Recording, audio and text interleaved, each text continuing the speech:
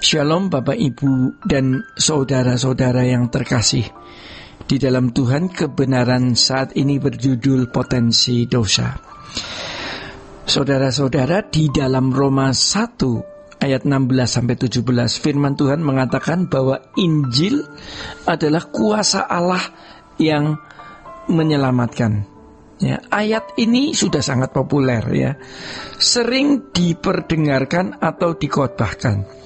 Apa sebenarnya maksud dari kalimat itu? Injil artinya kabar baik. Kuasa Allah artinya kemampuan atau kekuatan Allah. Jadi kabar baik adalah kemampuan atau kekuatan Allah yang menyelamatkan. Menyelamatkan artinya membebaskan manusia dari dosa. Tentu dosa di sini harus dimengerti bukan hanya menyangkut perbuatan yang dilakukan, tetapi potensi melakukan perbuatan itu yang harus selalu kita ingat. Seseorang yang tidak berbuat salah bukan berarti hidup dalam ketidakbersalahan. Seseorang yang tidak berbuat dosa bukan berarti tidak ada keberdosaan. Yang mau diselesaikan di sini adalah keberdosaan atau keberadaan salah karena adanya potensi dosa di dalam diri seseorang. Kalau Injil hanya menyelamatkan manusia dari perbuatan dosanya, maka tidak perlu ada kebenaran yang diajarkan dalam Injil. Dan juga tidak perlu Roh Kudus. Tuhan Yesus juga tidak perlu 3,5 tahun memberitakan kebenaran dan menjadi teladan. Jika dia datang menjadi anak tukang kayu, namun tidak dibaptis dan tidak disalib, berarti dia hanya menyelesaikan akibat perbuatan dosa, tetapi tidak menyelesaikan potensi dosa atau kodrat dosa di dalam diri manusia. Justru kebenaran Injil dan Roh Kudus merupakan kuasa Allah untuk menyelesaikan masalah kebenaran manusia, masalah keberadaan manusia yang berpotensi memberontak kepada Allah. Sebab selama masih ada potensi dosa, ya, cikal bakal dosa, berarti masih ada potensi manusia untuk memberontak. Ya, hal kebersalahan dan keberdosaan itu bukan hanya ditentukan dengan perbuatan dosa yang dilakukan, tetapi potensi dosa yang ada di dalam dirinya.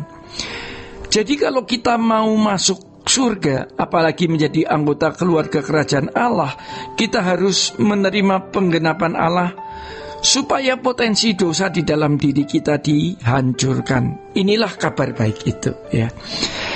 Kabar baik terkait dengan kuasa Allah yang menyelamatkan. Jadi jangan diisi dengan pengertian lain. Kabar baik adalah kuasa dari Allah yang bisa menyelesaikan masalah keberdosaan manusia. Bukan hanya menyelesaikan akibat perbuatan dosa, tetapi potensi dosa itu. Kata baik tentu harus diisi dengan pengertian yang benar. Dalam sejarah gereja sampai hari ini telah terjadi banyak penyimpangan terhadap pengertian Injil. Kata baik sering diartikan sebagai cara mudah untuk masuk surga. Makanya orang-orang Kristen yang naif sering berbangga diri memiliki Yesus. Mereka sering berbangga diri memiliki Yesus karena dengan perasaan itu mereka merasa sudah memiliki cara mudah untuk masuk ke surga. Banyak orang Kristen naif ya, yang mencibir perbuatan baik lalu berkata, kamu berbuat baik apapun tidak akan selamat, karena keselamatan bukan karena perbuatan baik. Tetapi itulah yang diajarkan secara implisit, bahwa keselamatan tidak perlu disertai perjuangan. Perjuangan dipandang sebagai sikap tidak menghargai anugerah, seakan-akan perjuangan dipandang sebagai menyangsikan kasih karunia yang diberikan Allah. Perbuatan baik sering dicurigai sebagai usaha mendapatkan keselamatan dengan cara sendiri. Ya, dikesankan pula bahwa dalam anugerah manusia hanya menerima apa saja yang ditentukan oleh Allah. Bagi orang Kristen pada umumnya, Allah sudah menentukan mereka masuk surga. Tapi ironisnya, pemikiran ini sudah terpola menjadi premis dan landasan berpikir yang kuat. Cara berpikir seperti ini dikaitkan dengan kabar baik sebagai cara mudah masuk surga tanpa perjuangan. Ini salah, ya. Kesalahan ini telah diwarisi dari tahun ke tahun, ya Bapak Ibu.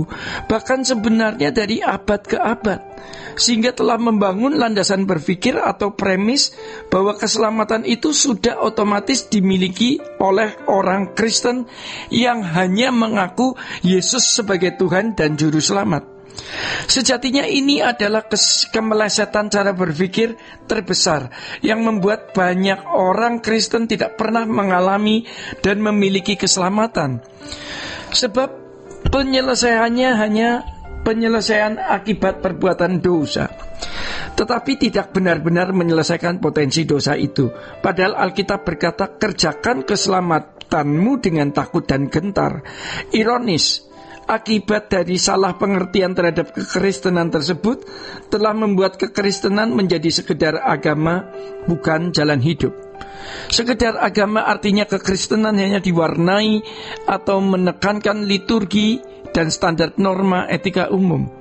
Memang mereka tidak mengajarkan orang Kristen jadi jahat, tetapi tidak mengerti maksud tujuan keselamatan, yaitu agar manusia menjadi sempurna seperti Bapa atau serupa dengan Yesus. Lambat laun kekristenan seperti ini menjadi agama yang menjenuhkan, ya, dan ditinggalkan oleh para pengikutnya karena tidak ada pesona. Demikian Bapak, Ibu, dan saudara-saudara, kebenaran saat ini. Tuhan Yesus memberkati. Sola Gracia.